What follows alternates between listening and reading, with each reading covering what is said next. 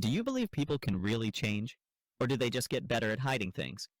I am going to start from the moment my dad slid the keys across the table to my brother and said, in that voice he saves for public announcements and minor legends, that he earned this. Because that sentence landed like a stamp on my forehead, and I felt the room take it as truth even though everything in me wanted to laugh, not because a car is such a big deal,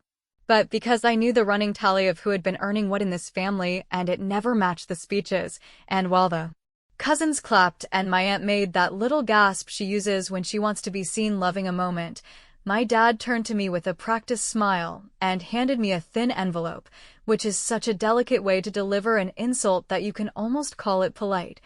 And for a second I thought, fine, I will be polite too. I will open it later and pretend this day was not set up as a scoreboard, even though everyone understood exactly what was being said without being said. I wish I could tell you I rose above it and let the thing slide, but the truth is that something inside me clicked the way a door clicks when you finally put the correct key in and the lock gives up. Because the moment I felt the paper in my hand, I also felt years of being told to be understanding and pragmatic and patient shift into something steadier, and I heard my own voice, not loud but very clear. Ask my dad if he wanted me to open it now or later, and the way he said now with that little shrug that means this is nothing, confirmed what I already suspected, which is that the envelope was not a gift so much as a message. I opened it, and inside was a single card with a sentence about being proud of my work ethic and a certificate for a weekend spa package at a place my mother likes to name drop, and I will be honest, I almost smiled because on any other day I might have been able to take that at face value, but today it felt like a participation ribbon handed out in front of a trophy ceremony, and since I am done pretending that the same rules apply to everyone here, I reached into my bag and took out an envelope of my own, the one I had prepared after a long conversation with myself about what I was willing to keep carrying and what I was not, and I slid it back across the same table, the same way he had moved those keys. And I said that I had a small thank you note for him too, and I would love it if he read it right now. He gave me that look that fathers give adult daughters when they are trying to decide whether to indulge or to shut it down, and because there were eyes on him, and because he still believed I was the one who would keep it pleasant, he took the envelope and opened it. And while he read the first paragraph, his expression stayed easy, almost amused, the way it does when he hears me present in meetings and says later that I am articulate, like articulation is a party trick, and then he hit the second paragraph and the third, and the room went a little quiet in the way rooms do when something underneath them starts to shift, because the letter did not have flowery language or accusations. It had facts, and not even fresh ones. Just the kind that had been sitting in drawers and inboxes and text threads for years, like the transfer I made to cover my brother's rent when Dad said it would be a one-time loan and somehow the one-time had echoes, or the thing where I co-signed my brother's first used car loan because Dad's credit was tied up in something he called a strategic investment, or the months I covered the insurance for the business van while Dad waited for a client to pay. And it had screen grabs of messages where he told me I was a rock and a team player and how he could always count on me, which is a nice way of saying you will keep picking up the slack even when the slack becomes a rope around your own neck. I was calm because I had already had my storm alone a few nights earlier when I printed everything and put it in order and asked myself whether I wanted to be the person who swallows the tight throat and tells herself it does not matter,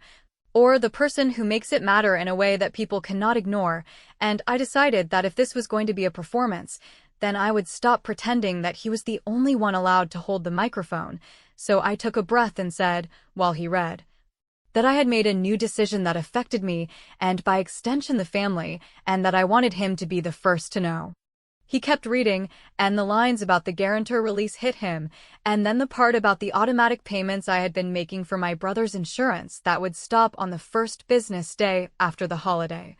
and the note that I had already filed the paperwork to remove my name from any future loans or leases taken in the family's name, not as a punishment but as a correction. And I included the numbers written out in words so there would be no confusion about amounts, and I put the dates in a neat list so he could see the pattern he had always waved away as unfortunate timing, and by the time he reached the last paragraph his hands were shaking, not because I shouted or embarrassed him with insults, But because he knows what the word no looks like when it is written down and notarized, and it is not dramatic, it is simply final. I did not make a speech about fairness or character. I just said that I appreciated the spa gesture and that I had already regifted it to Mom because she would actually enjoy it, and as for me, I was taking something else. Which was my silence off the table, and since my brother thrives on not knowing the real cost of his wins, I turned to him and told him, in the same friendly tone he uses when he borrows things he forgets to return, that I had emailed him copies of every document he would need to manage his own bills going forward, and I wished him luck in the way a coach does when the season starts and there are no more practice games, and the table stayed very still. And my dad looked at me the way you look at a person whose shape you thought you knew and now you are seeing all the edges. The petty version of revenge would have been a speech designed to humiliate, but I do not need that. I need consequences that stick. So my small first strike, if you want to call it that, was to pull the quiet threads I had been holding for years and set them gently in his lap so he could see what he had been leaning on, and then, while he was still processing the fact that the safety net had a name and that name was mine, I said there was one more thing in the letter he had not reached yet, line about a promise he made to me years ago when he needed my help and told me there would be a day when he would make it even, a promise I had finally written down in a way he could not pretend to forget, and the room held its breath. Because the car keys were starting to look heavy, and the envelope in his hand was starting to look like a door he did not want to open, and I told him we would pick this up after dessert, because I wanted him to finish reading in private first, and to be ready. 2. Grant me what he said he would, and if he did not, well, the next thing on my list was already set in motion. If you have ever been the dependable one in a family that runs on selective memory and seasonal speeches, you already know how a single evening can feel like a rerun of every other year. Because as soon as the dishes were cleared and everyone settled into their usual roles, I could hear the old script in my head where I breathe, smile, and let it pass. Only this time I decided I was done pretending that history is a blur. And I started walking myself, step by careful step, through the record that none of them ever bothered to keep, the one where I took extra shifts to cover tuition while my brother dropped classes and tried hobbies that all needed equipment, the one where Dad called me steady and then treated steady like an endless well he could pump without checking the gauge, the one where I co-signed the apartment and made the deposits and picked up the mess when the late fees snowballed. Because he said it would just be one bad month, then one more, then a promise to make it right when a client paid, and it never stopped because I never told it to stop. I am not dramatic by nature, so when I say I built a ledger, I mean I actually opened a spreadsheet last week, not because I planned a scene, but because I needed to see the shape of it, and I wrote out every transfer, every payment, every message where I agreed to help because I believed that families keep faith with the ones who show up, and then, in a second tab, I pasted the emails from the year Dad asked me for a loan to cover payroll for the shop, where he wrote that he would pay me back after he sold the small rental place he owned with his friend, and he even put it in a short note with his full name and the amount and a line that said if the sale fell through he would repay out of any distribution from the business, which at the time felt responsible and now felt like the one line I had been holding onto without realizing it was a handle I could actually pull. The envelope I handed him earlier had the timeline, but it did not yet include what I found the night before Thanksgiving when I decided to check the county records. Because a friend once told me that property sales live in the public record whether anyone wants them there or not, and there it was, the recording of a deed and a sale price for the rental that closed a few weeks ago, and I will be honest, I had to sit down when I realized he had never mentioned it, not to me and not to anyone else, and that the amount, written out in words on the closing statement I requested from the title company after proving my interest with his signed note, was more than enough to cover what he owed me. And yet here we were with my brother smiling over a new set of car keys, and it did not take a genius to draw a line from that sale to this sudden generosity. I know there is a version of me that would have confronted him right there with the paperwork in front of everyone, and there is a version that would have swallowed it and told herself it was not worth the blowback, but I chose a third path because I wanted consequence. Not chaos, so after dessert I stepped outside, called the 3 credit bureaus, and froze my credit so that no kindly relative could ever again open something for convenience in my name. Then I called the bank and removed myself as an authorized user on the business card he had added me to without really asking, and I followed it with a clean, short email to the insurance company confirming in writing that all automatic payments connected to me would end on the first business day after the holiday. And then I drafted a simple certified letter to my dad referencing his signed note and the property sale, stating the amount owed and the due date he himself had proposed, and I copied my mother and my father's business partner because sunlight is not drama, it is clarity, and if we were done with winks and nods then we were going to do this like adults who read what they sign. You might think that is petty, but it did not feel petty. It felt like finally setting a boundary you can maintain without raising your voice, and the small revenge inside that stack of decisions was not the letter, or the credit freeze, or the removal from accounts. It was the fact that I was not asking for fairness as a favor. I was asserting terms that already existed and had only been ignored because I never said the word no out loud, and when I walked back in and saw my dad pretending to listen to a story while holding the letter I had given him earlier, I knew he had not yet reached the line where I referenced the public sale and the signed note and the certified demand, and I knew exactly what was going to happen to his expression when he did.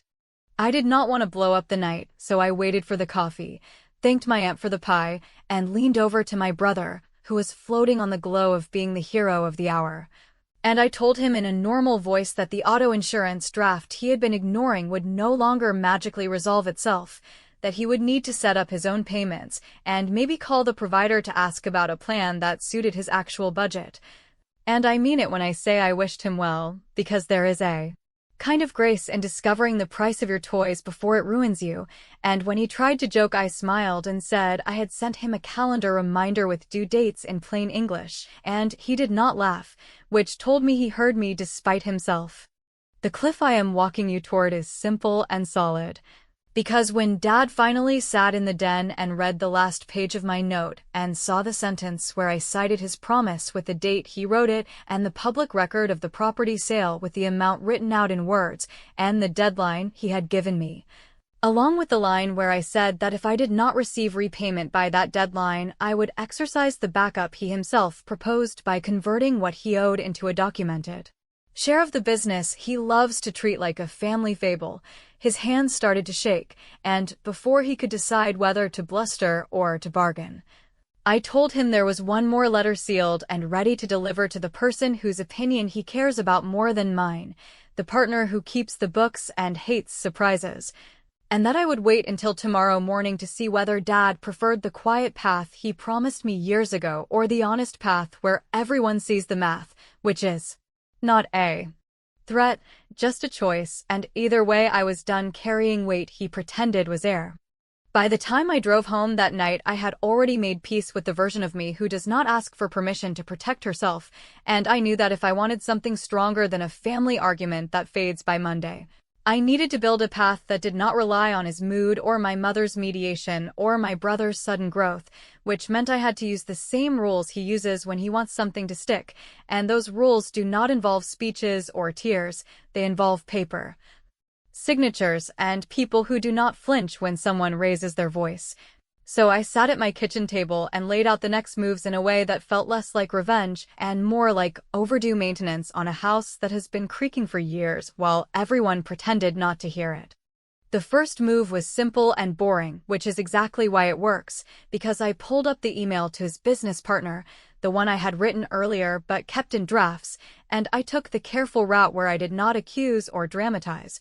I just attached the short note my father wrote me years ago, included the date of the property sale recorded in the county file, named the amount written out in words as he had promised to repay, and outlined the exact deadline that he himself proposed. Then I added one plain sentence that said if the repayment did not arrive by that date, I would accept his alternative, which was to convert the debt into a documented share. And I pressed send with the kind of calm that comes from realizing you have finally stopped playing a game that only worked because you never read the rulebook all the way through. The second move touched a lever he never thinks I can reach, not because I am incapable, but because I have always chosen the less messy road, so I called the client I brought into their shop 2 years ago. The one who stayed because I was the point person who answered after hours and got their rush handled without a lecture, and I told their operations manager, in the same steady tone I use when I need something fixed, that the annual renewal should include a small administrative update, requiring that any signatory who commits the shop to obligations be named on an acknowledgement that lists all beneficial owners with even fractional stakes, and she laughed the way people laugh when they realize they have been handed both a checklist and a solution. And she said no problem, they had been meaning to tighten their vendor files anyway, and I thanked her without explaining why that sentence made my shoulders finally drop. The third move addressed the shiny distraction, because the car keys my brother pocketed came with a cost that no one mentioned while the room clapped, so I pulled the state motor vehicle form and read the part about insurance and title and who actually holds the lien. And I saw the little line that says a transfer of title can require proof of funds or a gift affidavit that must match the source of payment if the car is not financed, and I do not need to tell you how attractive a new car looks when the paperwork does not match the story, so I wrote a quiet email to my father, copied to my mother, and to my brother, stating that if the funds used to purchase the car came from the property sale recorded on the date we both know, and if any portion remains owed to me under a signed note, then I object to the classification of that purchase as a gift until the obligation is satisfied, and that one tidy sentence was not a threat to take their toy, it was a reminder that you cannot call something free when it was bought on the back of a promise you keep forgetting to honor. There is a part of me that wanted to stand on a chair and read those emails aloud like a toast, and there is the wiser part that knows the power here is not in volume but in sequence. So I kept going with the kind of steps that make people who avoid conflict very nervous, like scheduling a notary at my bank for Monday morning and sending my father a calendar invite titled Acknowledgement and Release, with a cheerful note that I would bring 2 copies of the repayment letter for him to sign, and that if he preferred to proceed with the conversion to equity instead, I would have the draft assignment ready in clean language that protects everyone from future confusion, and I added, for the first time in my life, a line that said any attempt to move assets or assign interests to another family member before resolving this would be treated as a breach of his own written terms, which I would document and respond to in the same calm way I have handled everything else. I am not pretending any of this felt easy, because my hands shook while I typed even though my voice stayed even, and I kept hearing the version of my mother who would say that families should not do business like this, and the version of my father who would say that business is business until he wants it to be personal, and the version of me who used to patch the holes and tell herself that keeping everyone comfortable was the same as being strong. And I am telling you that I let those voices talk and then I let them pass, because strength right now means choosing the long road where I do not have to ask twice, and revenge, if you want to call it that, is not a spectacle. It is the quiet satisfaction of making sure the next time someone slides keys across a table they have already paid for them with their own balance rather than with your patience. The call that ended the night was the kind that confirms you are on the right track even if your stomach stays tight, because his partner rang after seeing my email, and he did not bother with small talk. He just said he had reviewed the documents and he thanked me for keeping good records. Then he asked whether I preferred repayment by cashier's check or wire, and I told him I would accept either as long as it cleared by the date my father himself set. And there was a pause where I could hear him making a choice between covering for my dad or respecting the paper, and then he said he would be at the bank on Monday and that he would make sure my father showed up sober and focused, and before we hung up he added one more thing, which was that my dad had floated an idea about moving a portion of the shop into my brother's name as a holiday gesture, and he wanted me to know he had said no, not until the ledger was square and the acknowledgement signed, and I thanked him without letting the relief in my voice sound like a victory lap, because I still had one last card to play, and I needed to time it right, and that card was sitting in a sealed envelope addressed to the only person my father hates disappointing more than his partner, which tells you exactly where tomorrow's pressure point is going to land. By the time morning rolled around, I had already decided that I was not going to spend one more day negotiating with a man who only hears the words that let him keep the story the way he likes it. So I drove over early under the excuse of helping with cleanup and walked straight past the small talk to the den where he sits when he wants to look busy, and I put another envelope on the table. Not because I needed the theater, but because I wanted the sequence to be unmistakable, and I told him in a voice that did not waver that before anyone else arrived he was going to read the page addressed to his accountant, a woman who deals in numbers the way surgeons deal in arteries, and who has zero patience for family fog. And that when he was done we would decide whether he preferred to keep this within the circle of adults who can handle it or widen the circle to include every person who has been asked to clap while the costs are hidden. He opened it, and I watched him move through the lines that named the note he wrote to me years ago, the public sale of the rental with the date and the recorded amount written out in words, the deadline he proposed for repayment, and the fallback he offered, which was conversion to a documented share if cash was inconvenient, and then he hit the paragraph that said a draft letter was prepared for his accountant requesting guidance on treatment of the repayment versus the gift he had just slid to my brother, along with a copy of the vendor renewal addendum I had already discussed with their largest client, an addendum that would require acknowledgement of all beneficial owners before checks would be cut in the new year. And I watched a little of the bluster drain out because there are only two ways to handle a paragraph like that. You either honor what you wrote or you let someone who files federal returns explain to you, in plain terms, what happens when you mix personal favors with business funds and pretend the math does not notice. He tried to do the thing where he reaches for a softer angle and talks about family goodwill and timing, so I laid out the steps I had already taken in a way that left him nowhere to hide, and I said I had frozen my credit, removed my name from the business card he added me to without asking, ended the automatic insurance drafts that had kept my brother's carelessness from lighting up his record, and scheduled a notary for Monday morning to sign either the repayment acknowledgement or the assignment into equity, and that his partner had already responded to my email and agreed to meet us at the bank, because regardless of how he felt about my tone, the documents were clean and the dates were his, which meant the only variable left was whether he wanted to fix it quietly or invite a third party to explain why the word obligation is not a suggestion. He said I was overreacting and that this was not the kind of thing families do, and I said families do this all the time when one member keeps calling his wants needs and his promises decorations.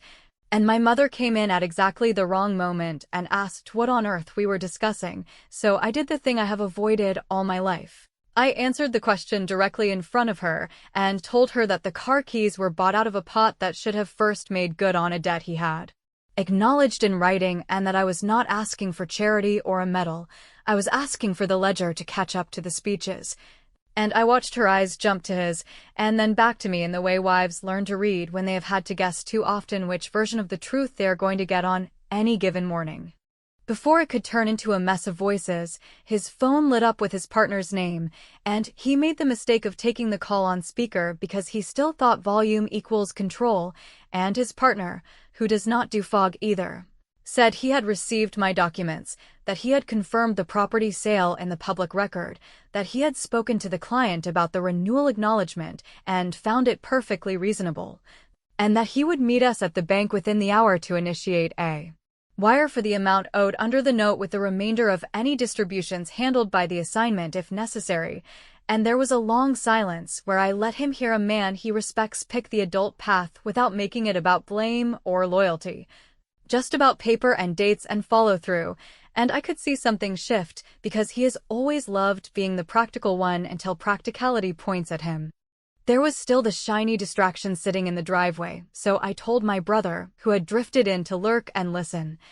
that I had filed a simple objection letter with the title office noting a dispute over classification of the purchase as a gift while a documented debt from the same source remained unresolved, and that this was not me trying to take his car or ruin his life. It was me making sure that if he was going to drive around as a symbol of earned reward, the money behind the symbol was not borrowed from a promise made to me, and he tried the gloating little grin he uses when he thinks I am bluffing. And I reminded him that I had also canceled the insurance draft that had been quietly saving him from the rates his record actually earns, and that if he wanted help shopping a cheaper policy, he could call me after he set up his own payment method and sent me a screenshot, not because I needed proof, but because I was done being the invisible autopay that made his choices look free. Then the moment finally landed, the one where he realized none of this was a mood that would pass with a nice comment and a pat on the head. Because we were at the bank and his partner was already there with a printout, and the teller was asking which account the wire would clear from, and the amount on the form matched the amount he had written in his own hand years ago. And when he hesitated, I saw his partner lean in and say the quiet part out loud, which was that the client renewal and the accountant's questions and the beneficial ownership acknowledgement were all going to happen with or without his pride, so he might as well be the person who keeps his word instead of the person who gets dragged to it. And that was the sentence that loosened his jaw enough to say yes to the wire, and I let the small, private relief wash through me without showing on my face, because winning with paperwork is not fireworks, it is a clean receipt. I did not let the relief end the work, though, because revenge is not about watching someone squirm for sport, it is about changing the terms so the old pattern cannot quietly crawl back in. So before we left, I put one more document on the counter. A simple acknowledgement and release that would remove my name from any present or future obligations tied to the shop or to my brother's lifestyle. And I told him he was signing it today, not next week, not after he thought about it, because I had already thought about it for years, and he signed with a scowl that tried to call me ungrateful and could not stick because the wire confirmation was sitting between us like a mirror. And because I promised myself each step would end with a move that actually sticks, I handed him a final sealed envelope and said I would not open my mouth about its contents unless he forced me to, and that it was addressed to the only person besides the accountant who can make him rethink his behavior without raising her voice, which is the banker who manages the line of credit he prizes like a trophy, and that the letter simply lays out, without adjectives, the pattern of using personal gifts to mask unpaid obligations, along with my request that any future drawdowns require both partners' signatures and a certification of no related party debts in arrears.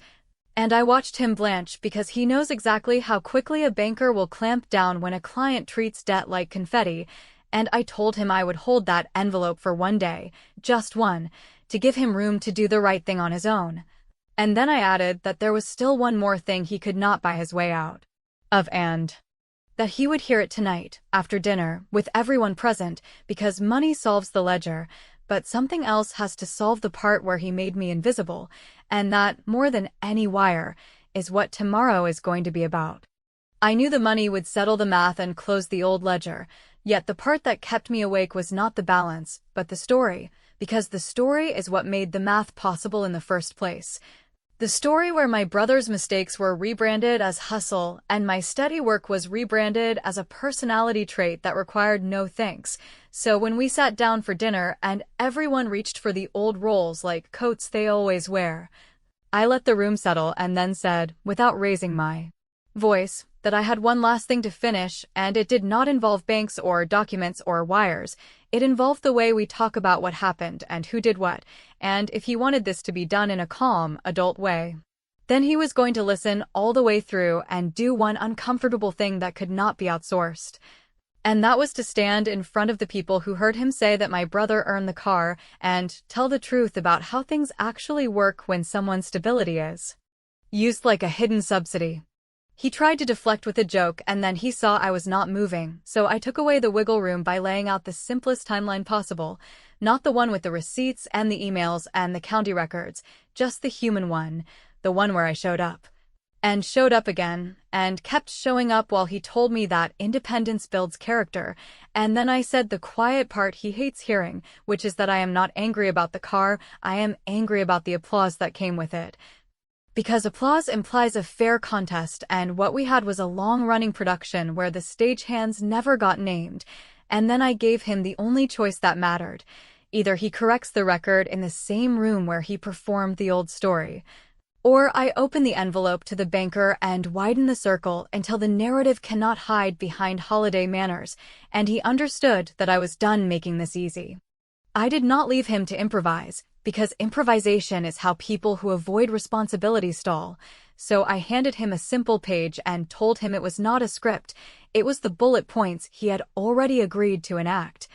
And I asked him to read it in his own words, not because I needed a performance, but because I needed to hear him say it out loud, and he tried to bargain for another time and I shook my head, and my mother, who knows what his bargains buy, put her hand on his arm and said softly that sometimes you pay with words, and he stood up with that stiff posture men use when they are bracing for a punch, and he read, stumbling in places, but he read it. He read that my brother's new car was purchased after a sale that should have first honored a written promise to me, that I had carried more than my share for years, that the business kept a client because I brought them and cared for them, that the debt was repaid that morning because his partner insisted on it and because I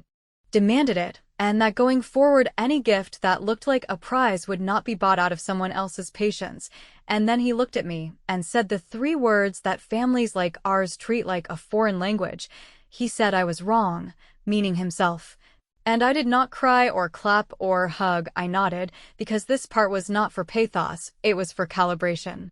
But the revenge, the part that makes people lean forward and whisper finally, did not end with his confession, because confessions are air unless the terms change. So I turned to my brother and said that the title office had already logged my objection and would release it when proof of his own insurance and funding landed in their file.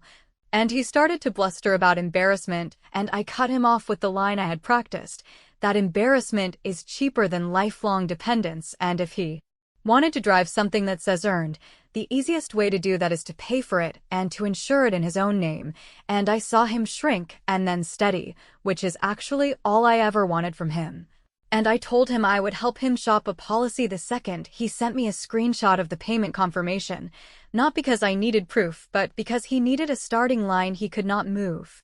Then I opened my own envelope, the one that held the new agreement I had already signed with the client I brought in, a clean consulting contract that named me personally and tied renewal to my ongoing involvement with service and coordination, which meant my value would not be folded into the vague family category ever again, and I said, out loud and without apology, that this was not poaching and it was not revenge dressed up as a business move, it was simply a correction that would keep the narrative from reverting to fog, because if the shop wanted the account, the shop would acknowledge, in writing and in payment, the person who maintained the relationship, and my father's face changed in that particular way that means pride and discomfort have collided. And he asked if this meant I was leaving them in the lurch, and I said no, it meant I had priced my labor at something other than free, and he could decide whether to keep pretending he could not afford it or to finally admit that he could not afford to lose it, and that sentence did more to rebalance the room than any speech I could have made. He asked, in a smaller voice, whether the banker envelope was still in play, and I told him the truth, that I would keep it sealed if the next 30 days looked like what he just said out loud, not perfect, just honest, and that I would not tolerate news stories that contradict the paper, the wire, the release, and the contract, and he nodded, which for him counts as an oath. And then I did one small thing for my mother, because she has lived inside the crossfire longer than any of us. I handed her the spa certificate and said it was always meant for her, and no one laughed this time because they understood that the joke had been small to begin with and I had just made it the size it deserved.